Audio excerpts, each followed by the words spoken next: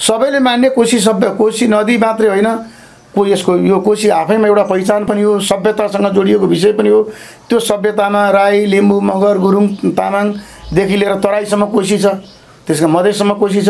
यी सबैको भावना त्यहाँ प्रतिबिम्बित हुन्छ। त्यस कारणले एउटा साझा विषय त्यो बन्न सक्छ भन्ने उहाँले राख्नुभयो। कहाँ कसैलाई इग्नोर गर्ने कुरै भएन नि। लिम्बुवान राख्दा खुम्बुवानलाई मान्य नहुने, खुम्बुवान नहुँदा विजयपुरले मान्य नहुने, विजयपुर राख्दाखेरि विराटले मान्य नहुने, विराट राख्दा अरूलाई मान्य नहुने। सर्वस्वीकार त कहीँ पनि आएको छैन, एकल कुरा त कहीँ पनि आएको छैन नि त। किन गर्नु पर्यो आमसभा आजको दुनियाँमा? अहिले त मिडिया छँदैछ नि, यसलाई चाहिँ आमसभा गर्न नपाइने। किन चाहियो पोस्टर? फेसबुक छँदैछ, अनेकौँ माध्यमहरू छँदैछन्, सञ्चारका अनेक विद्युतीय माध्यम छँदैछ, अहिले अनलाइन पत्रिकाहरू छन्, एफएमहरू छन्, टेलिभिजन छन्, फेसबुक छ, ट्विटर छ, अनेक छन्। त्यसमा ती माध्यमको प्रयोग गर्ने, भड्किला सभाहरू नगर्ने, भोज भतेरलाई कडाइका साथ नियन्त्रण गर्ने। हामीले एमाले नियुक्त गरेको भिसीलाई काम गर्न नदिने, के कारणले एमाले नियुक्ति गर्यो? यसको निकास के? हामीले संस्थामा ताला लगाउन गएनौँ नि। एमाले बिपी दास हुँदाखेरि ताला लगायौँ त हामीले पहिले। त्योभन्दा शेखर कोइराला हुँदा हामीले ताला लगाउन गयौँ त। भनेपछि तपाईँको भनाइअनुसार उहाँहरूले पनि गरिरहेको थियो भ्रष्टाचार, हाम्रो पार्टीकोले पनि गर्न पाउनु पर्यो। होइन, सुनसरीमा हामीसँग 2-3टा चिजहरू छन्। सुनसरीमा एउटा पर्यटन छ। हामी सुनसरीको उत्तरी भागदेखि लिएर तल दक्षिणको बर्जुसम्मको यसलाई यी पर्यटन क्षेत्रहरूलाई प्याकेजमा इन्टरकनेक्सन गर्दै विकास गर्नुपर्छ। रेडियो धरान 88.8 र फुलबारी आमा समूहको सहकार्यमा कार्यक्रम फुलबारी बहस परिवर्तनको लागि। नमस्कार अनि हार्दिक स्वागत सम्पूर्ण आदरणीय दर्शक तथा श्रोता वृन्दहरू। कार्यक्रम फुलबारी बहसको साथमा आज पनि म सिंहबहादुर महादेन उपस्थित भएको छु। फुलबारी बहस निर्वाचन विशेष कार्यक्रमको साथमा आज हामी छौँ। कार्यक्रम फुलबारी निर्वाचन विशेष, कार्यक्रम फुलबारी बहस निर्वाचन विशेषमा यही 2079 साल वैशाख 30 गते स्थानीय निर्वाचन तय भइसकेको छ। सोही सन्दर्भमा रहेर हामी विभिन्न राजनीतिक व्यक्तित्वहरूसँग जनताका आम सरोकारका विषयवस्तुहरूमा केन्द्रित रहेर र निर्वाचनलाई लक्षित गरेर हामी कार्यक्रम फुलबारी बहस निर्वाचन विशेष कार्यक्रम सञ्चालन गरिरहेका छौँ। कार्यक्रम फुलबारी आमा समूह धरान 15 र रेडियो धरानको सहकार्यमा तपाईहरूले निरन्तर रूपमा प्रत्येक महिनाको 15 गते बिहान 7 बजेदेखि 8 बजेसम्म सुन्दै र हेर्दै आइरहनु भएको थियो भने अहिले निर्वाचन विशेष कार्यक्रम लिएर हामी उपस्थित भएका छौँ। र आज हामीसँग कार्यक्रममा बहस गर्नको लागि नेकपा एमाले सुनसरी जिल्ला कमिटी अध्यक्ष रेवती रमन भण्डारी, उहाँ पूर्व संविधान सभा सदस्य पनि हुनुहुन्छ। हामी उहाँलाई आउनुहोस् स्वागत गरौँ। तपाईँलाई कार्यक्रममा स्वागत छ। धन्यवाद छ। अध्यक्षज्यू, निर्वाचन लाग्यो? निर्वाचन लाग्यो। गएको 74 सालको स्थानीय तहको निर्वाचनमा सुनसरी जिल्लामा हाम्रो लागि सुखद रहेन, किनकि 12वटा पालिकाहरूमध्ये हामीले 1/4 मात्रै जित्न सफल भयौँ। त्यसमा पनि पछि धरानमा भएको उपनिर्वाचनमा धरानको नगर प्रमुख पद पनि हामीले हाम्रो पार्टीको हातबाट गुम्न गयो। र यो पटक हामी हाम्रो सङ्गठनात्मक सञ्जाललाई ऐतिहासिक रूपमा व्यवस्थित गर्ने अभियानलाई तीव्रता दिएका छौँ। हामी समयमै निर्वाचनका निम्ति उम्मेदवारहरूको सिफारिस प्रक्रिया, उम्मेदवारहरूको निर्णयको प्रक्रियालाई हामी सकेसम्म छिटो लगभग यही महिनाभित्रमा, चैत्र महिनाभित्रमा टुङ्ग्याउने गरी आफ्नो कार्ययोजना अगाडि सारेका छौँ। हामीले सङ्गठनात्मक विषयमा पार्टीको आधारभूत तहसम्मका सङ्गठनहरूलाई अहिले व्यवस्थित गरिसकेका छौँ। हाम्रा 23वटा जनसङ्गठनहरूलाई जिल्ला, पालिका र वडा तहसम्म लगभग एक हदसम्म व्यवस्थापन गरिसकेका छौँ। र निर्वाचन लक्षित विभिन्न खालका बैठकहरू, भेलाहरू, प्रशिक्षणहरू हामी तीव्र गतिका साथ सुव्यवस्थित ढङ्गले अगाडि सञ्चालन गरिरहेका छौँ। हामी उम्मेदवारी दिँदाखेरि यो मेरो मान्छे यो तेरो मान्छे होइन कि उपयुक्त योग्यतम जनताको सेवा गर्न सक्ने लोकप्रिय मत बढी प्राप्त गर्न सक्ने उम्मेदवारको छनौट प्रक्रिया मापदण्ड हामी तयार गर्दैछौँ। त्यस हिसाबले यो 79 सालको निर्वाचन यद्यपि यो जिल्लामा हाम्रो लागि केही प्रतिकूलता पनि छन् कि गएको स्थानीय तहको निर्वाचनमा लोकतान्त्रिक फोरम भन्ने छुट्टै पार्टी थियो, त्यसले अलग ढङ्गले उम्मेदवारी दिएको थियो। त्यो पार्टी नेपाली काङ्ग्रेसमा विलय भएको छ। केही छिटपुट माधव नेपाल समूहको रूपमा बनेको अहिले नयाँ समूह छ। त्यो समूहमा छिटपुटमा हाम्रो पार्टीका केही कार्यकर्ताहरू, जिल्ला तहका केही छिटपुट नेताहरू पनि जानुभएको छ। केही प्रतिकूलताका बावजुद हामी यति आक्रमक ढङ्गले हाम्रो सङ्गठन निर्माण, परिचालन र व्यवस्थापनमा हामीले एक ढङ्गको सफलता हासिल गरेका छौँ र राष्ट्रव्यापी रूपमा पनि, राष्ट्रिय हिसाबले पनि यो मुलुक सञ्चालन गर्ने, यो मुलुकको नेतृत्व प्रदान गर्ने कुरामा सबैभन्दा विश्वासिलो पार्टी, भरपर्दो पार्टी नेकपा एमाले हो भन्ने कुरामा एउटा राष्ट्रव्यापी माहौल पनि सिर्जना भएको छ। देशव्यापी रूपमा हजार नेता कार्यकर्ता विभिन्न पार्टी परित्याग गरेर हाम्रो जिल्लामा आउने क्रम जारी छ। हाम्रो देशभरि आउने क्रम जारी छ र हाम्रै जिल्लामा पनि यो क्रम जारी छ। एउटा आकर्षणको एउटा नयाँ आधार पनि जग्गा तयार भएको हुनाले हामी यो पटक विगतको 74 सालभन्दा राम्रो नतिजा प्राप्त गर्न सक्छौँ भन्ने कुरामा हामी सुनसरी एमाले विश्वस्त छौँ। 74 सालमा सिङ्गल एमालेलाई बहुमत प्राप्त भएको थिएन। माओवादी र एमालेको तालमेलमा बहुमत प्राप्त भएको थियो। त्यो कुरा नेपाली जनताले राम्रोसँग बुझेका छन् र हामीले के कोसिस गऱ्यौँ भने नेकपा माओवादीलाई पनि एकीकरणमा ल्याएर एउटा बलियो बहुमतका साथ राज्य सञ्चालन गरौँ, सरकार सञ्चालन गरौँ, मुलुकलाई विकास र समृद्धिको बाटो अगाडि बढाउँ भन्ने नेकपा एमालेको पवित्र इच्छा, पार्टीका अध्यक्ष केपी शर्मा ओलीको पवित्र इच्छा र धारणा, उद्देश्य थियो। त्यो सबैलाई थाहा छ। तर दुर्भाग्यवश त्यो जोडिएको पार्टी ठिक ढङ्गले अगाडि बढ्न सकेन। त्यो पनि नेपाली जनताले हेरिरहेका छन्। प्रचण्डको अति महत्त्वाकांक्षा, अत्यन्तै गलत ढङ्गको महत्त्वाकांक्षा, अनुचित ढङ्गले चाहिँ के भने पार्टी कब्जा गर्ने, अनुचित ढङ्गले सत्ता कब्जा गर्ने, पार्टीभित्र चाहिँ के भने खिचोल गरिरहने। तर उहाँले पनि त संविधानभन्दा माथि उठेर निर्णय गर्नुभयो नि, जुन संविधानमै लेखिएको थिएन। त्यसलाई कसरी व्याख्या गर्नुहुन्छ? कुन चाहिँ विषय? उहाँले जुन संसद भङ्ग गर्नुभयो, विघटन गर्नुभयो। होइन, संसद विघटन गर्ने राजनीतिक परिस्थिति उत्पन्न भयो जब नेकपा एमाले र माओवादीको दिएको बहुमत जब माओवादी अलग ढङ्गको व्यवहार गर्न थालिसकेपछि, अलग ढङ्गको कुरा गर्न सकेपछि, सरकार सञ्चालनमा असहयोग गर्न थालिसकेपछि त्यो जनादेश खण्डित भयो। तर संविधानभन्दा माथि निर्णय गर्न सकिन्छ। संविधानभन्दा माथि निर्णय गरिएकै होइन। संविधानको व्याख्या संविधान छ, संविधानमा थियो। संसद विघटन गर्नै नपाइने भएको भए स्थानीय तहको जस्तो संविधान लेखिन्थ्यो। स्थानीय तहको जस्तो लेखिएको छ कि स्थानीय तहको कार्यकाल सिधा भाषामा लेखिएको छ 5 वर्षको हुनेछ। तर सङ्घीय संसदको कार्यकाल त्यसरी लेखिएको छैन कि सङ्घीय संसदको कार्यकाल कुनै कारणले अगाडि नै सङ्घीय संसदको कार्यकाल समाप्त भएमा भनेर अगाडि पनि संसद भङ्ग हुन सक्छ है भन्ने आशंका छ संविधानमा। त्यो कुरा लेख संविधानभन्दा बाहिर लेख संविधानमा सिधा स्थानीय तहको जस्तो 5 वर्ष हुनेछ भने लेखिएको भए संविधानभन्दा माथि गएर संविधान विपरीत हुन्थ्यो। तर अगाडि नै विघटन भएको अवस्थामा सामान्यतया 5 वर्षको हुनेछ भनेर लेखिसकेपछि संविधानको मकसद, उद्देश्य, भावना के हो भने कुनै त्यस्तो विशिष्ट खाले राजनीतिक परिस्थिति उत्पन्न भयो या त्यस्तो खाले चाहिँ के भने राज्य सञ्चालनमा बाधा अवरोध हुन थाल्यो, प्राप्त भएको जनमत बिचैमा खण्डित हुन पुग्यो भने नयाँ जनादेशमा जान सकिने पनि ठाउँ राखेरै संविधानमा त्यो चाहिँ अगाडि नै संसद भङ्ग भएमा 5 वर्षको रहनेछ भनेर त्यो भाषा प्रयोग हुन संविधानभन्दा माथि रहेन। अब सर्वोच्च अदालतका 5 जना न्यायाधीशले व्याख्या गर्दा यदि त्यो ठाउँमा अर्को कुनै 5 जना अरू न्यायाधीशहरू हुन्थे भने अर्को पनि व्याख्या हुन सक्थ्यो। त यो न्यायाधीशहरूको टिमले त्यही व्याख्या गर्यो। न्यायाधीशहरूले एउटा चाहिँ के अरेको व्याख्या गर्ने अधिकार संविधानमा हामीले सर्वोच्च अदालतले दियौँ। सर्वोच्च अदालतको संवैधानिक विषयमा संवैधानिक इजलासलाई प्रदान गऱ्यौँ। त्यो कुरा बेग्लै। तर राजनीतिक हिसाबले कि 2074 सालमा आयोगको प्राप्त भएको जनादेश बिचैमा खण्डित हुन्छ भने त्यो एउटा राजनीतिक इमान्दारिता हो। कि त्यो देश त्यो पार्टीको संसदीयको नेता र प्रधानमन्त्रीले नयाँ जनादेशका निम्ति जान्छु जनतामा अन्त जान्छु भने होइन, लोकतन्त्रलाई तानाशाही रूपमा बदल्छु भनेको पनि होइन, अधिनायकवाद ल्याउँछु भनेको पनि होइन, सैनिक कु गर्छु भने पनि होइन।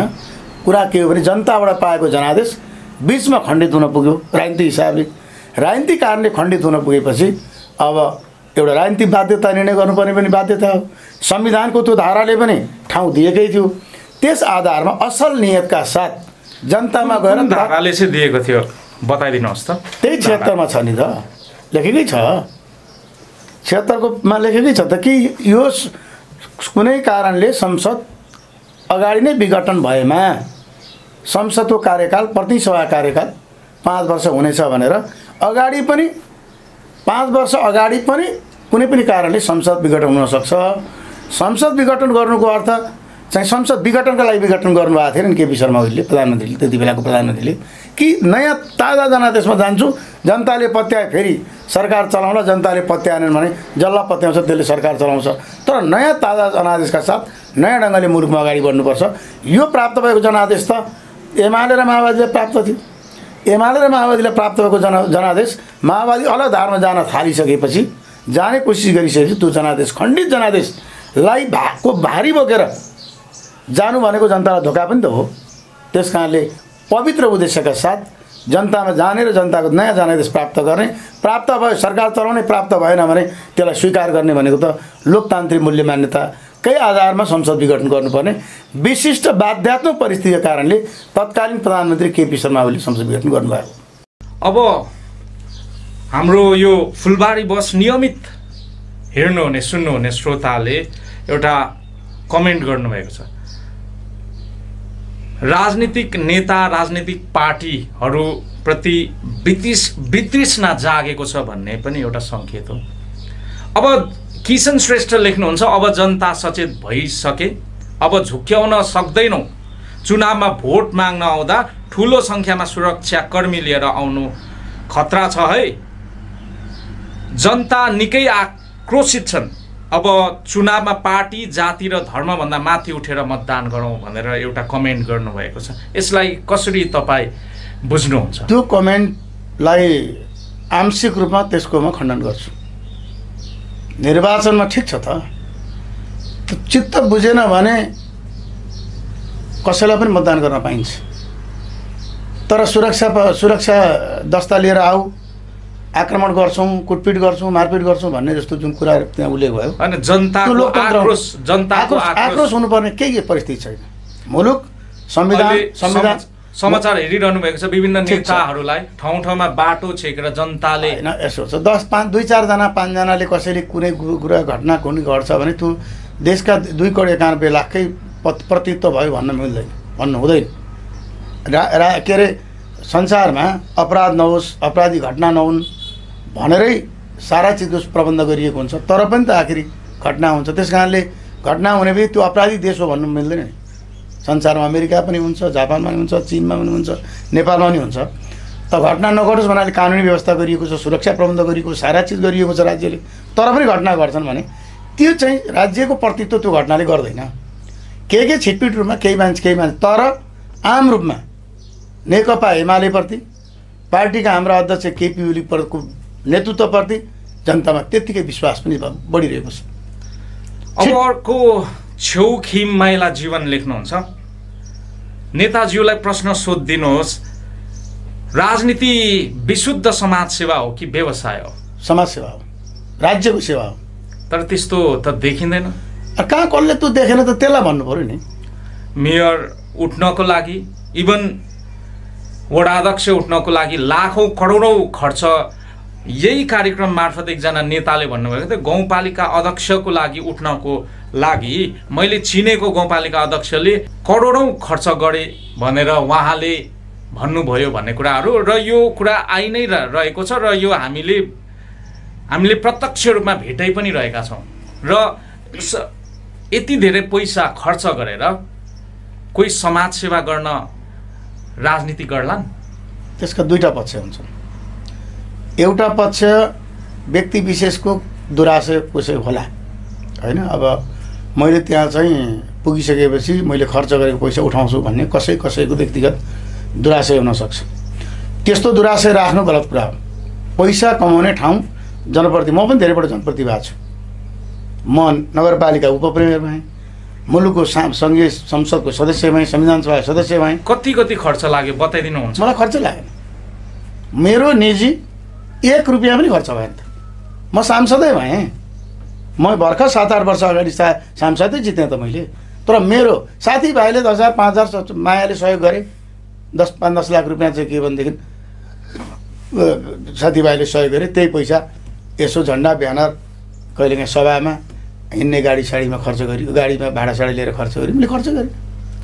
1 रुपियाँ पनि मेरो खर्च भएन। त्यस्तो धेरै मान्छे। दोस्रो कुरा, अर्को कुरा चाहिँ के हुन्छ, कसैले खर्च गर्दा अब शिक्षा सामाजिक प्रतिष्ठाको लागि मसँग पैसा छ, करोडौँ कमाएकै छु मैले भने म गएर गलत काम त गर्दिनँ। तर मेरो निर्वाचन उठिसकेपछि सामाजिक प्रतिष्ठाको लागि, पारिवारिक प्रतिष्ठाको लागि मैले चन्दा दिएर, मन्दिरमा दिएर दान पनि मान्छेले करोडौँ गर्छ नि त। विभिन्न चाहिँ के भने आश्रमहरू बनाइदिन्छन्, मन्दिरहरू बनाइदिन्छन्, मस्जिदहरू बनाइदिन्छन्। करोडौँ रुपियाँ त मान्छेले चाहिँ के भने अनेकौँ सामाजिक धार्मिक सेवा पनि खर्च गरे हुन्छन् भने निर्वाचन उठिसकेपछि प्रतिष्ठाको लागि, सामाजिक प्रतिष्ठाको लागि पनि खर्च गर्ने अर्को प्रवृत्ति पनि हुन्छ। प्रवृत्ति 2 खालका हुन्छन्। त्यस कारणले होलसोलमा सबै चिज गलत हो भन्ने हिसाबले गर्नु हुँदैन। त्यो अनुचित खर्च गर्नु, म भन्छु अनुचित नचाहिँदो चाहिँ तडकभडक गर्ने, अनुचित खर्च गर्ने र त्यो खर्च त्यहाँबाट उठाउँछु भन्ने कुरा सर्वथा गलत हो। र के बुझ्नुपर्छ भने हामीसँग राज्य कानुन छ। गैर कानुनी काम गर्नेहरूलाई चाहिँ दण्डित गर्ने हामीसँग संवैधानिक संरचना स्वरूप अख्तियार दुरुपयोग अनुसन्धान आयोग छ, राज्यका अरू महालेखा परीक्षक छ, चेक गर्ने जनता छन्, त्यहाँ अरू पनि जनप्रतिनिधिहरू हुन्छन्। त्यहाँ त सभा हुन्छ, अहिले त गाउँ सभा हुन्छ, त्यहाँ कुरा उठाउने फोरमहरू छन्। त्यति सजिलै चरम भ्रष्टाचार र चरम दुरुपयोग चाहिँ गरेर त्यो पैसा उठाउँछु भन्ने सामान्यतया त्यति नसोचे पनि हुन्छ। अब त्यसका बावजुद कोही गर्दा पनि उम्किन सक्ला। त्यस्ता के अरे अख्तियार गर्ने निकायको लाई छारो हाल्न सफल होलान् कोही छिटपुट रूपमा। तर आम रूपमा त्यो प्रवृत्ति पनि गलत हो, त्यो गर्नु पनि हुँदैन। र नेकपा एमाले त्यसरी चाहिँ अनुचित खर्च गरेर जित्नुपर्छ भन्ने पक्षमा पनि छैन। हामी सकेसम्म कम पैसा खर्च गरेर मत प्राप्त गरे उम्मेदवारलाई नै उम्मेदवारी दिनुपर्छ र जनताको सेवा गर्नुपर्छ। राज्यले के छ भने कति सुविधा उनीहरूलाई दिएकै छ। कानुनमा हुन्छ सुविधा त उनीहरूले पाइ नै हाल्छन्। एउटा निश्चित तहकाले गाडी चढ्ने सुविधा पाउँछन्, अलिकति भत्ता पनि पाउँछन्। त्यो बाहेक अरू चाहिँ चिजमा चाहिँ के भने अनुचित ढङ्गले कमाइ गर्ने गरी उद्देश्य गरी त्यो गर्न हुन्न। मैले भने अब धार्मिक क्षेत्रमा खर्च गर्नु, सामाजिक क्षेत्रमा खर्च गर्नु भने निर्वाचनमा पनि कसैले आफ्नो स्वेच्छाले खर्च गर्छ असल उद्देश्यले भने त्यो फेरि बेग्लै पक्ष हो। निर्वाचन प्रणाली नै अलिकति गलत छ भन्ने कुरा उठिरहेको छ। त्यसमा के भन्नुहुन्छ? तपाईको यो कुरामा, तपाईले उठाएको कुरामा आंशिक सत्यता छ कि वास्तवमा हामीले निर्वाचन प्रणालीलाई अलिकति कानुनमा परिवर्तन गरेर आवश्यक कानुनमा परिवर्तन गरेर यसलाई कम खर्चिलो बनाउन सकिन्छ। यसको उपाय कानुनका माध्यमबाट यसको उपाय निकाल्न सकिन्छ। किन गर्नु पर्यो आमसभा आजको दुनियाँमा? अहिले त मिडिया छँदैछ नि, यसलाई चाहिँ आमसभा गर्न नपाइने। किन चाहियो पोस्टर? फेसबुक छँदैछ, अनेकौँ माध्यमहरू छँदैछन्, सञ्चारका अनेक विद्युतीय माध्यम छँदैछ, अहिले अनलाइन पत्रिकाहरू छन्, एफएमहरू छन्, टेलिभिजन छन्, फेसबुक छ, ट्विटर छ, अनेक छन्। त्यसमा ती माध्यमको प्रयोग गर्ने, भड्किला सभाहरू नगर्ने, भोज भतेरलाई कडाइका साथ नियन्त्रण गर्ने र कोही पनि चाहिँ के भने उम्मेदवारले तोकेका 15-20 जना मान्छेको नावली प्रहरी र निर्वाचन आयोगले लिने र तिनीहरूसँग चाहिँ के भने पैसा बोकेर हिँड्न नपाइने निर्वाचन अवधिभर।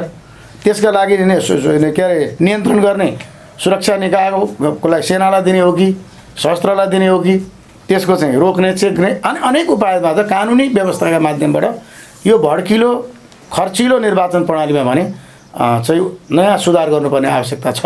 यसमा किन ढिलाइ भइरहेको छ? तपाईँहरू नेतृत्वमा हुनुहुन्छ। होइन, ढिलाइ हुनुको लागि यो चाहिँ अब राजनीतिक दलहरूको बिचको सहमति पनि बन्नुपर्छ। कुनै एउटा दलले मात्रै गरेर हुँदैन, किन कानुन संशोधनको विषयमा त अब संसदभित्र नै यसको बहस छलफल सुन्नुपर्छ। अलिअलि छिटपुट भएको सुनिन्छ, तर यो छलफल हुने विषय भनेको पार्लियामेन्ट हो, संसद हो। संसदमा कुनै सांसदले निजी विधेयक लगेर निर्वाचनसँग सम्बन्धी ऐनहरूको संशोधन विधेयक लगेर पनि छलफल चलाउन सक्छ, राज्यले पनि तुल्याउन सक्छ। तर यो अब निर्वाचन त यो स्थान त निर्वाचन त आइ नै सक्यो। मलाई विश्वास छ आउने अब संसदको चुनावभन्दा अगाडि वा त्यस पछाडि यो विषय मुलुकमा व्यापक छलफल हुनुपर्छ। बाहिर पनि छलफल हुनुपर्छ, मिडियामा पनि छलफल हुनुपर्छ, संसदमा पनि छलफल हुनुपर्छ र भड्किलो खर्चको चुनाव प्रणालीलाई हाम्रो जस्तो देशमा नियन्त्रण गर्नै पर्छ। नेकपा एमाले यो पालिको स्थानीय चुनावमा गठबन्धन कुनै दलसँग गर्ने सम्भावना पनि कुरा आइरहेको छ, एक्लै पनि लड्न काफी छ भन्ने पनि कुरा आइरहेको छ। मूल रूपमा हामी एक्लै लड्छौँ, मुख्य रूपमा एक्लै लड्छौँ। तर सक्छ गठबन्धनसँग टिक्न सक्छ होइन, हामी लड्छौँ, प्रतिस्पर्धा गर्छौँ। लड्छौँ भने प्रतिस्पर्धा गर्छौँ। हामी जनताप्रति त्यति विश्वास छ, जनताको हाम्रो पार्टीप्रतिको आकर्षणप्रति त्यति विश्वास छ। हामी यो मुलुक बनाउँछौँ कि विकास गर्छौँ, समृद्ध मुलुक बनाउँछौँ भन्ने कुरामा हामी सैद्धान्तिक ढङ्गले मात्रै होइन, व्यवहारिक ढङ्गले पनि हामी कन्फर्म छौँ, प्रतिबद्ध छौँ, हामी ढुक्क छौँ, गर्न सक्छौँ। त्यस कारणले हामी मूल रूपमा एक्लै लड्छौँ। तर कुनै कुनै स्थानीय तहमा, स्थानीय लेभलमा अब हाम्रै जिल्लामा होला या अरू जिल्लामा होला हुनसक्छ फाटफुट, तर आम रूपमा राष्ट्रव्यापी रूपमा हामी गठबन्धन गर्दैनौँ। तर गठबन्धन भन्दा पनि मतपत्र हरियो रङमा हुँदा पनि यहाँ साह्रो आत्तिएको जस्तो मतपत्र हरियो हुँदा पनि आत्तिएको होइन, तर मतपत्र अहिले हरियो किन गर्नु पर्यो? आज अहिले आएर अचानक निर्वाचन आयोगले मतपत्र किन हरियो बनाउनु पर्यो? निर्वाचन आयोगलाई पनि विश्वास नगर्ने, विश्वास गर्ने, विश्वास त गरेकै छ नि, तर विश्वास गर्दा गर्दै पनि प्रश्न उठ्ने ठाउँ भएपछि त प्रश्न त उठाउनु पऱ्यो नि। आत्तिकै होइन, किन गर्नु पऱ्यो? किन डराएको यति साह्रो एमालेसँग अरू दलहरूको प्रत्यक्ष अप्रत्यक्ष दबावको कारण निर्वाचन आयोगले त हरियो मतपत्र छाप्न बाध्य भयो होला नि, छाप्ने तहमा पुग्न आँट्यो होला नि त। किन डराएको यति साह्रो? हरियो हुँदैमा हामी आत्तियो, त प्रश्न उठ्ने कुरा आएपछि प्रश्न त उठाउनुपर्छ नि त। आजसम्म चाहिँ त्यस्तो मतपत्र नचाहिने, यो पटक किन हरियो मतपत्र के अरे रङको मतपत्र छाप्नु पर्ने? यसको पछाडि असल उद्देश्य छैन, दुराशय छ, आजसम्मको परम्परा विपरीत छ। यत्रा चुनाव हामीले 48 सालदेखि चुनाव गर्दै गराउँदै आयो मुलुकमा, यो पटक आएर हरियो मतपत्रमै छाप्नुपर्ने निर्वाचन आयोगले जुन कुरा गर्दैछ त्यो दुराशयपूर्ण, हाम्रो प्रश्न दुराशयपूर्ण छ, असल नियतका साथ छैन। सत्ता गठबन्धनको त्यसमा दबावको स्वरूप त्यो काम गर्दैछ, त्यस कारण हामीले प्रश्न उठाएको। निर्वाचन आयोगमाथि विश्वास नगर्ने भए त यो निर्वाचन आयोगले गरेको चुनावमा भाग लिनु भनिहाल्थ्यौँ नि। भाग लिन्छौँ, प्रतिस्पर्धा गर्छौँ, जनताको जनादेश प्राप्त गर्छौँ। हरियो मतपत्र छाप्दैमा हामी भाग्छौँ कहाँ भनेका छौँ र? भाग्दैनौँ हामी। तर गम्भीर प्रश्न चाहिँ उठ्यो, त्यस कारणले हामीले प्रश्न उठ्ने अवस्था आएपछि हामीले प्रश्न उठायौँ, उठाउनु पनि पर्छ। संवैधानिक आयोगले जे गर्यो त्यो 70% आँखा चिम्लिनुपर्छ भन्ने कुरा विश्वास पनि गर्ने हो, तर उसले गरेका चिजहरू प्रश्नवाचक छन् भने प्रश्न उठाउने कुरा हो। अब यो प्रदेश नम्बर 1 को नामाङ्कनको विषयमा लगभग 5 वर्ष यो अब स्थानीय चुनाव आउँदैछ, तर पनि अहिलेसम्म प्रदेशको नाम राख्न सकिएको छैन। कस्तो लज्जास्पद स्थिति। नेकपाकै सरकार थियो, राख्न सक्थ्यो, तर पनि राखिएन। यो किन अड्किरहेको छ र तपाईको विचारमा प्रदेशको नाम के हुनुपर्छ? अहिले प्रदेशको नाम तपाईको अध्यक्षज्यूले त कोशी भन्ने कुरा पनि आइसकेको छ, त्यो नै आधिकारिक हो। आधिकारिक त उहाँले भन्नुभयो, एउटा प्रस्ताव गर्नुभयो। हाम्रो कोशी भनेको चाहिँ कोशी नदी मात्रै होइन, कोशी एउटा सभ्यता पनि हो, जहाँ यो प्रदेशका विभिन्न जाति, भाषा, धर्म र संस्कृतिको सभ्यतासँग त्यसको सम्बन्ध छ। त्यस कारणले कोशी राख्नुपर्छ, उपयुक्त हुन्छ भन्ने उहाँले भन्नुभयो। आधिकारिक ढङ्गले पार्टी बैठक निर्णय गरेर भनेको होइन। त्यस कारणले अब अध्यक्षले भन्नुभयो, त्योभन्दा अन्यथा मैले भन्न मिलेन। तर कोशी पनि उपयुक्तै हो है, किनभने कोशी नदी मात्रै होइन, यो एउटा पहिचान पनि हो र यो सभ्यता पनि हो। त्यस हिसाबमा त्यो उपयुक्त हुन्छ भन्ने उहाँको दृष्टिकोण हो। यहाँ त वर्षौँदेखि पहिचानको नाममा अब यहाँ विभिन्न आन्दोलनहरू भएका छन्, त्यसलाई नजरअन्दाज गर्न सकिन्छ? त्यही नजरअन्दाज गर्नु हुँदैन भनेर उहाँले कोशी भन्नुभयो, किन कोशी चाहिँ विभिन्न जाति, भाषा, संस्कृतिको सभ्यतासँग त्यो जोडिएको छ। तर प्रदेश नम्बर 1 मा लिम्बुवान आन्दोलन भएका छन्, लिम्बुवान किरात प्रदेशको कुराहरू उठिरहेको छ, त्यसलाई नजरअन्दाज कसरी? नजरअन्दाज कोशी भन्ने पनि छन्, सगरमाथा भन्ने पनि छन्, लिम्बुवान भन्ने पनि छन्, कोशी सगरमाथा भन्ने पनि छन्, खमुवान भन्ने पनि छन्। कुनै एउटा कुरा गर्दा अर्कोले चाहिँ सबैको कुरा त आखिर मान्य त भएन। त्यस कारणले हाम्रो अध्यक्ष केपी शर्मा ओलीले भन्नुभयो कुनै एउटा सर्वमान्य नभएपछि सबैले मान्ने कोशी नदी मात्रै होइन, यो कोशी आफैमा एउटा पहिचान पनि हो, सभ्यतासँग जोडिएको विषय पनि हो। त्यो सभ्यतामा राई, लिम्बू, मगर, गुरुङ, तामाङदेखि लिएर तराईसम्म कोशी छ, त्यसका मधेससम्म कोशी छ। यी सबैको भावना त्यहाँ प्रतिबिम्बित हुन्छ। त्यस कारणले एउटा सादा विषय त्यो बन्न सक्छ भन्ने उहाँले राख्नुभयो। कहाँ कसैलाई इग्नोर गर्ने कुरै भएन नि। लिम्बुवान राख्दा खुमुवानलाई मान्य नहुने, खुमुवान नहुँदा विजयपुरले मान्य नहुने, विजयपुर राख्दाखेरि विराटले मान्य नहुने, विराट राख्दा अरूलाई मान्य नहुने। सर्वस्वीकार त कहीँ पनि आएको छैन, एकल कुरा त कहीँ पनि आएको छैन नि त। अब आन्दोलनरत पक्षहरूको भनाइ छ रगतको खोलो बक्स भन्ने कुराहरू आइरहेको छ। यसलाई कसरी निकास दिन सक्छ? निकास यो त के छैन, दलहरूको 2/3 बहुमत बिना, प्रदेश सभाको 2/3 बहुमत बिना निर्णय हुन सक्दैन। प्रदेश सभाको 2/3 बहुमतमा दलहरू पनि त्यही हुन्छन्, विभिन्न जाति, भाषा, संस्कृतिको प्रतिनिधित्व पनि त्यही 2/3 भित्र हुन्छ। अनि विभिन्न माग राखेका, आन्दोलन गरिरहेका, हिजो के गरिरहेको भावना पनि त्यहाँभित्रै छ, त्यहीँभित्र छ नि त। आखिर राई जातिका प्रदेश सभा सदस्य त्यही हुनुहुन्छ, लिम्बू जातिका त्यही हुन्छ, खुम्बू जातिका त्यही हुन्छ, विराट उपाला भनेको पनि त्यही हुनुहुन्छ। जनताले चुनेका प्रतिनिधिको त्यो पनि 2/3 बहुमतबाट निर्णय गर्ने हुनाले यी सबै भावनाहरूको प्रतिनिधित्व हुन्छ। त्यसमा साझा निष्कर्ष निकालेर 2/3 कुनै एउटा दलले त पुग्दैन। अब हामी यो बीपी कोइराला स्वास्थ्य विज्ञान प्रतिष्ठानको कुरा गर्न गइरहेका छौँ। यसमा भएको भ्रष्टाचार, अनियमितता, बीपी प्रतिष्ठान यसरी नै अगाडि बढ्यो भने यो प्रतिष्ठानै नरहने भन्ने कुरा आइरहेको छ। यसमा कतिको गम्भीर हुनुहुन्छ तपाईँ? होइन, बीपी प्रतिष्ठानको बारेमा वास्तवमा विषय गम्भीर छ। बीपी प्रतिष्ठानमा एक खाले दलीय जब गठबन्धन भयो, जसरी पनि एमालेको पाला नियुक्ति भएका पदाधिकारी हटाउने। बीपी प्रतिष्ठानमा भ्रष्टाचार छ भने त भ्रष्टाचारको चाहिँ अख्तियार उजुरी गरे भइगयो त, प्रमाणसहित सार्वजनिकरण गरे भइगयो त। बाध्य हुन्छ नि त अख्तियार पनि छानबिन गर्न, गरेको पनि छ, पहिला नगरेको होइन। अहिले पनि कतिपय पदाधिकारी निलम्बनमै छन्। प्रमाणसहित तथ्यसहित भेटेको कुरा सार्वजनिक गरिदिने बित्तिकै अख्तियार त्यहाँ आउन बाध्य हुन्छ। तर के हो भने नेकपा एमालेको पालामा नियुक्ति भएका पदाधिकारी जसरी पनि हटाउनुपर्छ भन्ने उद्देश्यका साथ जुन त्यहाँ अस्थिरता सृजना गरियो, सधैँभरि अस्थिरता सृजना गरियो, सधैँभरि गडबडी सृजना गर्ने कोसिस गरियो, त्यसलाई स्मुथली अगाडि बढ्ने कुरामा डिस्टर्ब गर्ने गरियो, त्यसको परिणाम र असर यी सबै कुरा अहिले आइरहेछ। त्यसलाई कहाँ चल्न दियो? भिसी नियुक्ति भएका दिनदेखि 7 दिन पनि नभइकनदेखि त्यहाँ डिस्टर्ब सुरु भयो। भित्रैबाट बाहिरबाट, भित्रबाट बाहिरबाट, भित्रबाट बाहिरबाट जसरी हटाइ छोड्ने यो खालको मनोविज्ञानका साथ साथीहरू चाहिँ के भने जब अगाडि बढ्छन् भने त्यसले चाहिँ के भने बीपी प्रतिष्ठानको जुन त्यसको उचाइ हो, यत्र धेरै चाहिँ के भने विश्वका डाक्टर उत्पादन गर्ने थलो, यत्रो धेरै चाहिँ के भने बिरामीहरूलाई दैनिक हजारौँ उपचार गरिरहेको थलो माथि आज वास्तवमा तपाईँ भने जस्तो यसको अस्तित्वमाथि नै प्रश्न उठ्ने गरी अहिले के भयो?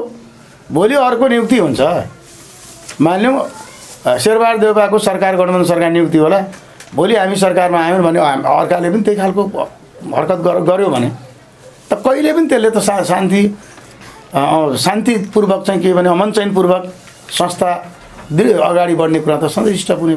जो साथीहरूले त्यो काम सुरु गर्नुभयो त्यसले बीपीको चाहिँ बीपी स्वास्थ्य विज्ञान प्रतिष्ठानको एउटा ठिक ढङ्गले अगाडि बढ्ने, स्वस्थ ढङ्गले अगाडि बढ्ने वातावरण चाहिँ त्यहीँबाट बिग्रियो। र यो अहिले अब यो कटौती किन गर्नु पर्यो? कटौती गर्नेहरूले त्यसको जवाब दिनु परेन। तर प्रतिष्ठानका उपकुलपति डाक्टर ज्ञानेन्द्र गिरी उहाँ विवादमा, तपाईँलाई थाहा छ, तपाईँले प्रत्यक्ष देखिरहनु भएको छ, सुनिरहनु भएको छ, विवाद। कहिले मापस्य काण्ड, कहिले विभिन्न भ्रष्टाचारका कुराहरू। यसलाई कसरी लिने? होइन, यो कुरा सही हो र? बीपी प्रतिष्ठानमा ज्ञानेन्द्र गिरी नियुक्ति भएपछि मैले अघि पनि भने आखिरी भ्रष्टाचार भएको भए छानबिन हुँदो रहेछ।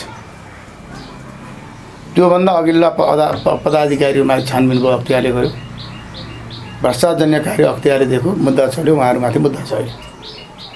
त अर्को कुनै भिसीमाथिले गलत काम गर्छ भने त मैले अघि पनि भने दोहोऱ्याएर भन्छु कि त्यो कारबाही गर्ने निकाय छ नि त, कारबाही गर्ने निकायलाई दबाब दिने, छिटो गरेर कारबाही भन्ने कि यहाँ अस्तव्यस्त सृजना गरिदिने?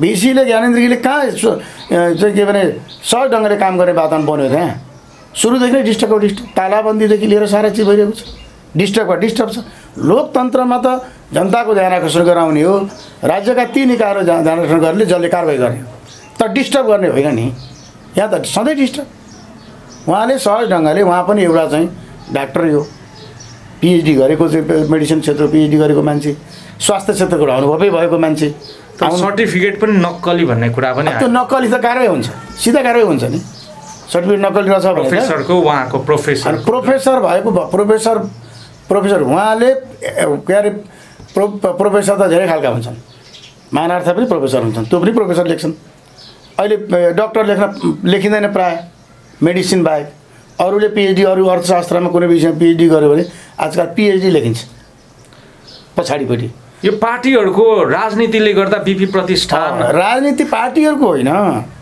हामीले एमाले नियुक्त गरेको भिसीलाई काम गर्न नदिने के कारणले एमाले नियुक्ति गर्यो यसको निकास के यसको निकास भनेको चाहिँ अब बिपी प्रतिष्ठानमा यो निर्वाचन पछाडि अब निर्वाचनको बेलामा धेरै राउन्ड छलफल गर्न भ्याइँदैन यो स्थान तब निर्वाचन पछाडि हामी जिल्लाका मेजर राजनीतिक दलहरू बस्नुपर्छ र यो एउटा लङ टर्म लामो समयको लागि एउटा अन्डरस्ट्यान्डिङ गर्नुपर्छ कि डिस्टर्ब गर्ने होइन हामीले कहाँ डिस्टर्ब गर्नु कहिले हाम्रो पालामा नियुक्ति भएको त ज्ञानेन्द्र गिरी मात्रै हो नि त्योभन्दा अगाडि हाम्रो डाक्टर दास हुनुहुन्थ्यो त्योभन्दा अगाडि डाक्टर रौनियार हुनुहुन्थ्यो हामीले संस्थामा ताला लगाउन गएनौँ नि एमाले बिपी के अरे बिपी दास हुँदाखेरि ताला लगायौँ त हामीले पहिले त्योभन्दा अगाडि शेखर कोइराला हुँदा हामीले ताला लगाउन गयौँ त भनेपछि तपाईँको भनाइअनुसार उहाँहरूले पनि गरिरहेको थियो भ्रष्टाचार हाम्रो पार्टीकोले पनि गर्न पाउनु पर्यो भन्ने सन्देश हामीले गलत